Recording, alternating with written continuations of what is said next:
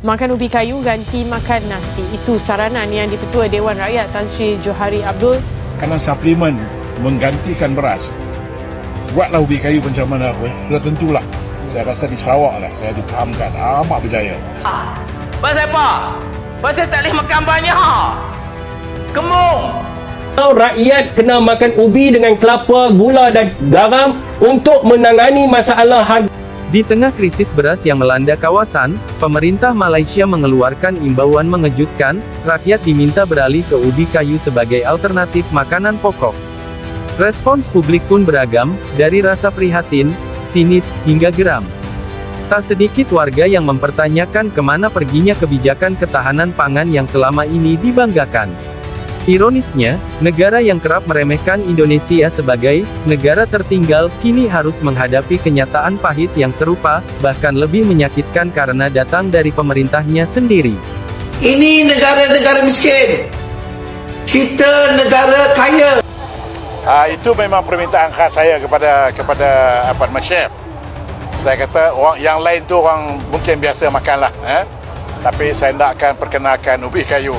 Kerana saya baru-baru ni keluarkan satu statement agar rakyat Malaysia menanam ubi kayu di kawasan-kawasan yang tanah terbiar.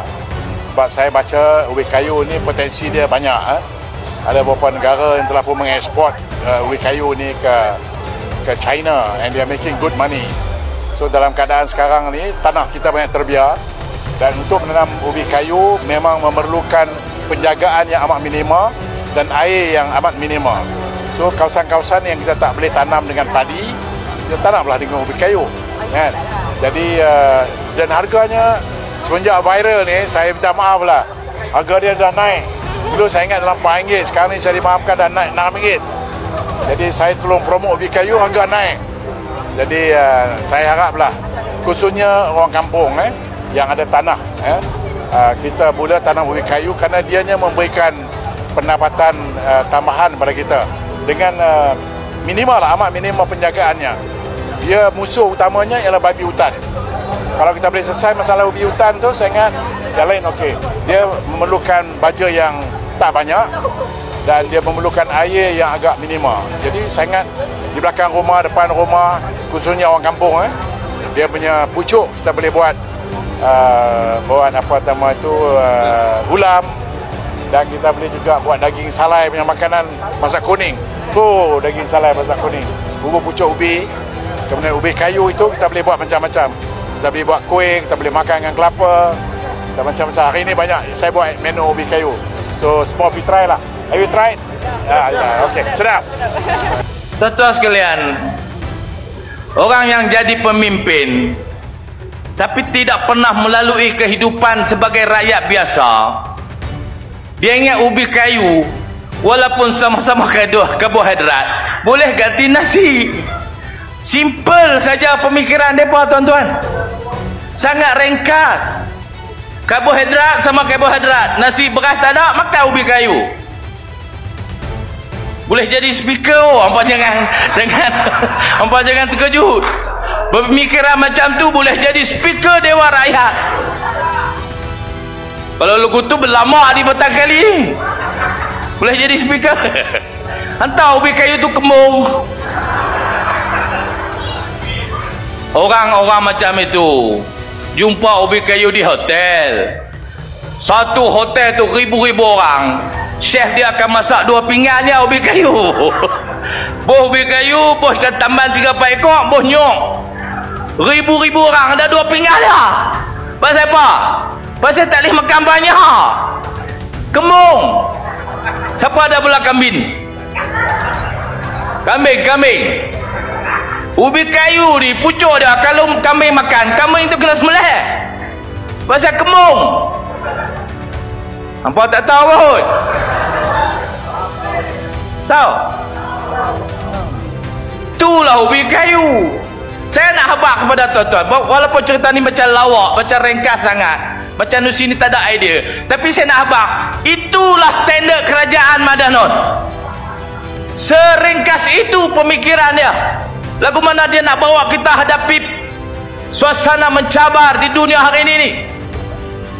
ada peperangan di beberapa belahan dunia, ada geopolitik yang tidak stabil, ada stand yang perlu kita buat sebagai sebuah negara berkecuali dalam konflik antarabangsa yang makin hari makin berkembang. Maka pemikiran pemimpin negara mesti tinggi jauh mengatasi kita semua. Kalau fikir cara tu je tuan-tuan, nak letakkan konflik negara kita dalam konflik geopolitik antarabangsa ni, nak letak tak mana? Takkan nak letak di ubi-ubi kayu tu. Teruk tuan-tuan, sangat-sangat teruk. Saya habang kata hampa tu sedang retak menanti belah, dia kata hang diam. Loh, orang tahu semua, orang tahu semua. Depa tu jiran kita, hari-hari kelai laki bini, saat-saat pinggan pecah, saat-saat belanga terbang, saat-saat pintu pecah, saat-saat menjerit, saat-saat meraung. Kita tahulah jiran kita tengah berkelahi, kan? Lah hari-hari ada kenyataan.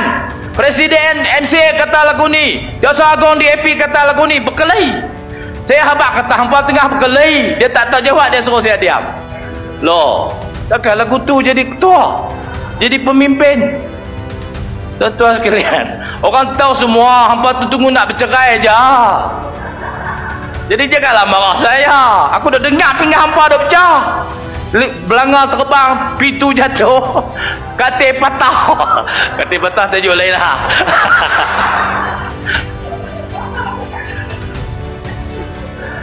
Keadaan tengah teruk, tak ada persefahaman di kalangan pemimpin-pemimpin kerajaan. Cakap tak sama, tidur asing-asing, tidur. Kira nak tidur kan ni. Pemikiran tak semacam. Nak selesai masalah lagu mana? Dia berlakon depan kita ya.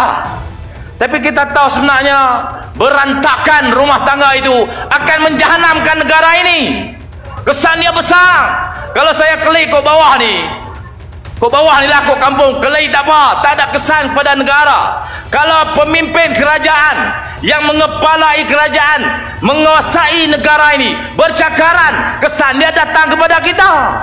Pasal itu kita komplain, kita komen, hampa tak boleh jadilah kerajaan, kena turun. Nak turun ke hampa? Kuala Kubu ni mula. Kuala Kubu inilah yang akan memulakan proses menurunkan semua puak yang bercakaran ini untuk selamatkan negara kita.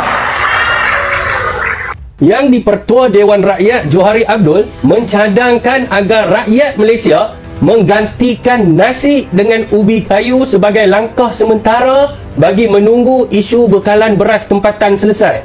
Saudara, dalam sejarah negara Malaysia ini sejak merdeka, belum lagi ada mana-mana pemimpin ataupun kerajaan menyuruh rakyat makan ubi kerana ketiadaan beras. Dan adakah rakyat nak makan ubi dengan rendang daging atau ayam, ataupun makan ubi dengan asam pedas ataupun masak lemak? Saudara, mungkin selepas ini, selepas subsidi petrol ditarik oleh kerajaan, mereka akan bagi tahu rakyat kena makan ubi dengan kelapa, gula dan garam untuk menangani masalah harga barang basah dan kering yang meningkat dalam pasaran tempatan. Inilah standard kerajaan Pakatan Harapan, kerajaan Madani yang nak mengembalikan Malaysia ke zaman batu. Saudara dan saudari, adakah selepas ini jika harga pakaian mahal, mereka suruh rakyat tutup badan dengan daun? Ataupun sekiranya rumah mahal, mereka suruh rakyat pergi duduk kat halang buah? Fikir-fikirkanlah.